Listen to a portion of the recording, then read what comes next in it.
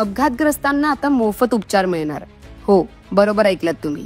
केंद्रीय रस्ते वाहतूक मंत्री नितीन गडकरी यांनी 28 मार्चला एक महत्त्वपूर्ण घोषणा केली, कॅशलेस ट्रीटमेंट योजना।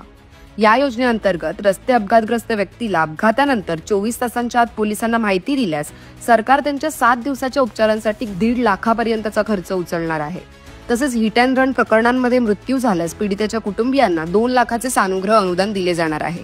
ही योजना मार्च 2025 पासून देशभरात लागू झाली आहे। यामुळे रस्ते अपघातानंतर वेळेत उपचार मिळून अनेकांचे प्राण वाचणार आहेत। आता यासाठी अर्ज कसा करायचा विचार करताय?